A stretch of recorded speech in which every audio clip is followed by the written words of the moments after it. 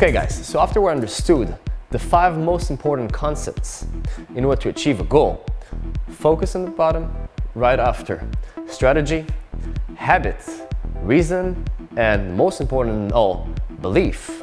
We understood that belief can provide or block neurological resources from your mind. Now we want to understand how a belief is being created, and most important, how to create a new belief. Okay? Now, let's say here that we got born, we're 0, and this is the line of our life, and we're today 30 years old. Okay? Now, we're going to imagine here someone that arrived to the age of 6 years old. And he is in school, and the teacher is giving a math exam, a quiz. And this kid is looking at the quiz, and he simply has no idea how to solve it. He's looking around him, and he's realizing that all the kids are working pretty hard, are writing all on the quiz, and looks like they know what they're doing. On the same time, the teacher is coming to him and telling him, hey, come on, it's an easy quiz, you can do it. He is starting to assume that, oh, all the kids are able to do it and I'm not. I'm probably not so smart. I'm probably not good at math. I'm not good with numbers. At the same day, when he came back home, his mother told him, maybe we should get you a private tutor. Okay, this is in the age of 6. Here, there are a couple of more events, and from here, he's starting to assume that he's not such a smart kid. Here, the age of 13, something different happened. He is saying something in class, and all the kids are laughing at him. So at the same time, he's saying, I'm not just not so smart, I'm also not able to talk because people are simply laughing at me when I open my mouth. So that happens in 13. So there is an idea here. The idea here is that I'm not a smart kid, and each time when I speak, for example, people are laughing, people are not listening to me. So the idea is, as we said, I don't have confidence, I'm not so smart. And here we have events that are supportive of this idea. Like a table, the table represents the idea, and a table needs legs to support it so the table doesn't fall. So all those ideas are events that are happening.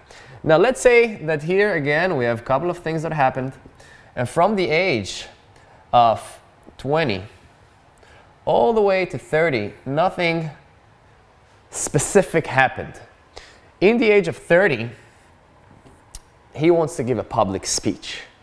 He comes, he prepares, like we said, this public speech. He's focusing, he has the good strategy, the habit, the reason. He's coming to the podium, as we said, and he blacks out. Maybe he forgot all those events, but his subconscious, his mind, did not forget.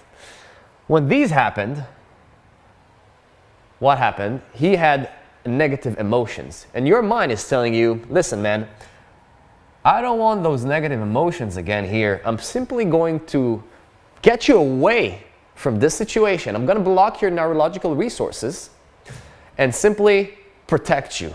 Our mind is a survival mind. It's not a mind that's designed for success. It's a mind designed for survival. But if we will know how to use it to our advantage, it can bring us almost wherever we want. Okay?